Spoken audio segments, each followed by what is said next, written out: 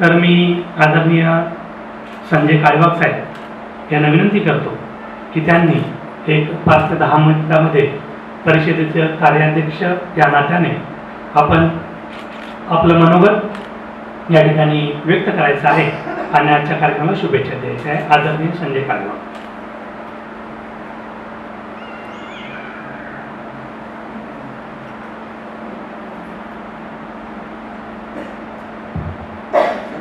आदर्शांना सन्माननीय उपस्थित पाहुण्यांना क्रांतिकारी निळा कडक असा जय भीम.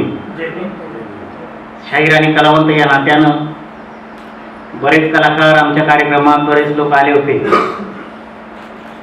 कच्चे पॅम्पलेट वाटण्यापासून जी आम्ही सुरुवात केली, लोकांना वाटत होतं धम्म परिषद नेमकं काय, कारण या अगोदर 3 धम्म परिषद झाल्या होत्या, पण ही डिजिटल धम्म परिषद होईल असं मी लोकांना धम्म परिषद उकळून प्यायल्यासारखं सांगत होतो.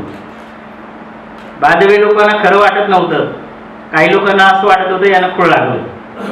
काही लोकांना असं वाटत होतं काय साहेब, जेव्हा पाहू तेव्हा तुम्ही धम्म परिषदेची चर्चा करता, बाकी काय चर्चा दिसत नाही का तुम्हाला? जिकडे जाईल तिकडे तुम्ही धम्म परिषद, इकडे जाईल तिकडे धम्म परिषद. कलावंतासाठी ओळखीची गरज नसते, कारण बाबासाहेबांनी सांगितलं होतं 10 नेत्याची भाषणं आणि कलाकाराचं गाणं ते 10 नेत्याच्या भाषणाला कव्हर करू शकतं. आणि म्हणून ज्या ज्या ठिकाणी खेडेगावात, गावखेड्यात, शहरात ज्या ठिकाणी आम्ही गेलो, आमचे सदस्य गेले, एकमेकाच्या ओळखी पाळखी झाल्या, स्वतःहून लोकांनी विचारलं साहेबांची ओळख, नकळत लोकांना सांगावं लागलं की हे शाहीर संजय काळीबाग बदलापूरची शान. त्यानंतर काही लोकांना हे सांगावं लागलं सर मला एक फोटो काढायचा आहे तुमच्यासोबत. गावखेड्यातल्या अक्षरशः महिलांनी, लहान मुलांनी, माता भगिनींनी, आजी आजोबांनी देखील माझ्यासोबत फोटो काढले, अक्षरशः हास्य आनंद होऊन. त्यांना मी सांगितलं धम्म परिषद जी होती ती आमची हॉलवर होती. त्या धम्म परिषदेमध्ये हॉलचं टायमिंग आहे 10 ते 5चं टायमिंग आहे. सकाळी चहा नाश्त्याची सोय आहे. सर्वांनी हा आपला एक कार्यक्रम असा आहे की न भविष्य न भूतो न भू. या कार्यक्रमात जी व्यक्ती आहे खरोखर धन्यवाद आणि भाग्यवान सन्मानीय लाभेल. तर या शब्दाकडं काही लोकांनी तुरळक लक्ष दिलं, काही लोकांनी बारकाईने लक्ष दिलं. आणि मी असंही सांगितलं पहा असं नको व्हायला, आपण बदलापूरचे वासी आहोत, बदलापूरमध्ये राहतो. बदलापूर ही धम्मनगरी आहे आणि या धम्मनगरीमध्ये बाबासाहेबांच्या पदस्पर्शानं पावन झालेली धम्मनगरी. आपण खरोखर भाग्यवान आहोत की या धम्मनगरीमध्ये राहतो. परंतु जर का आपण वेळेचं भान जर ठेवलं नाही तर असं व्हायला नको की लोक येतील, पुढे बसतील आणि आपण मागे उभं राहू हातात हात धरून. लोक काही पाहिलं का माझ्याकडे गाळात स्मित हास्य करायचे, काही म्हणायचे, काय सांगता येत नाही. पण परिस्थितीने असं आम्हाला दाखवून दिलं, कारण कर्म त्यांचे आमच्या सोबत होते, आमचं कार्य चांगलं होतं, नीतिमत्ता साफ होती. धम्म परिषद उकळून द्यायचं आमच्या मनामध्ये ध्येय होतं आणि त्या उद्देशानं रॅली निघाली. रॅलीचं आम्ही समर्थन केलं.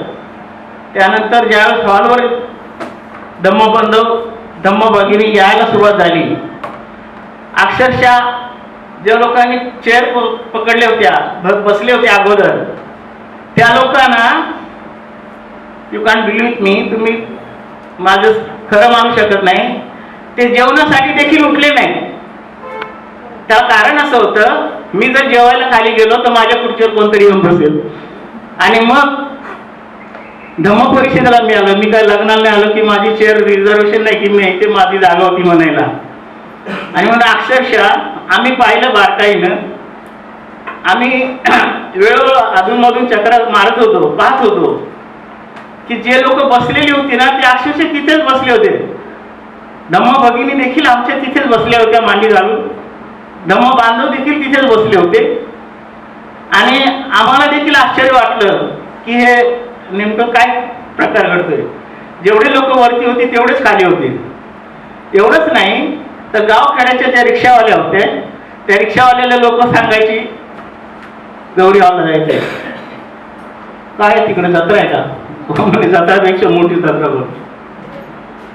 काय म्हणे लोक, तिकडे जायला काय निघालं, काय तिकडे तिकडे जायचं म्हटलं तर म्हणे तिथे धम्म परिषद आहे. लोकांना परिचय कमी असल्या कारणानं जिकडे तिकडे आमचे बॅनर्स लागले गेले होते. आम्ही गावखेडा पिंजून काढलं होतं.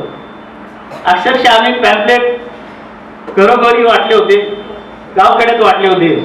आणि त्यापासून लोकांना कळालं की धम्म म्हणजे काय.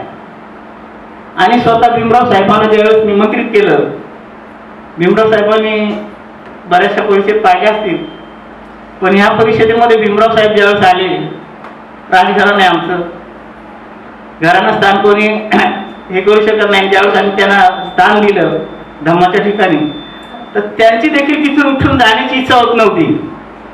लोकांना वाटत होतं येतील भक्तीला आणि जातील. स्वतः साहेब 2 ते 3 तास थांबले. हे आमच्या विहाराचं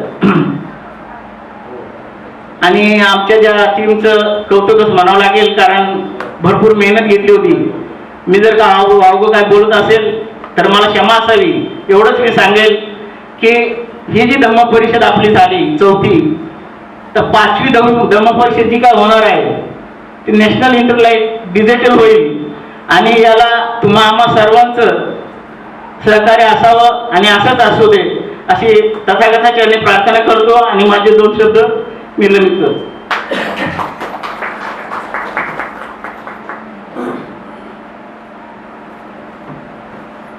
धन्यवाद आदरणीय शाहीर काळेवाग साहेब. शाहिरांचा नामचा या ठिकाणी परिषदेमध्ये सारखाच वाटा आहे, सारखीच धावपळ आहे, काही कमी नाही, कोणाची जास्त नाही. परंतु शाहिरांनी त्यांना सांगितलेला अनुभव, आम्ही परिषदेचं काम करत असताना कधी रात्रीचे 11, 12, 1, 1:30 आणि शेवटी 2 पण वाजले. स्वाभाविक आहे, आपण सगळे ग्रस्त आहोत, ग्रहत्यागी नाही आहे, तर आपल्या घरी सुद्धा आपला परिवार आहे. बायको असेल, मुलं असतील, मुली असेल, नाराज व्हायचे. काही वेळेला आज आम्ही दरवाजाच उघडणार नाही, बाहेरच थांबा असं सुद्धा यायचं. तर काही गोष्टी अशा शाहिरांच्या बाबतीत पण घडल्या, आपल्या सगळ्यांच्या बाबतीत घडतात. परंतु नेमकं शाहीर माझे पती बाहेर काय करतात मला कल्पना नाही. असेच मित्र असतील, चर्चा असतील, गप्पा असतील, कार्यकर्ते असतील, असंच मनामध्ये संभ्रम आणि त्या वावरत होता. जेव्हा परिषदेचं पॅम्पलेट त्यांच्या मिसेस आमच्या भगिनीने बघितलं तेव्हा थोडं बघण्याचा दृष्टिकोन वेगळा झाला. आणि शाहिरांचे शब्द त्यांनी सांगितल्याप्रमाणे जेव्हा ताई त्या परिषदेमध्ये आलात तर अक्षरशः त्यांचे डोळे पाणावले आणि त्यांना हात जोडले का तुम्ही योग्य मार्गावर आहे, आता मी तुम्हाला कधीच विचारणार नाही, तुम्ही रात्री घरी उशिरा का येता.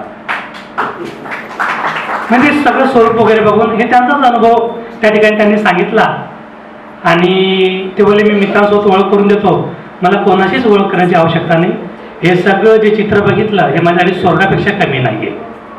तर अशा पद्धतीचा शाहिरांचा घरातून आलेला अनुभव आहे.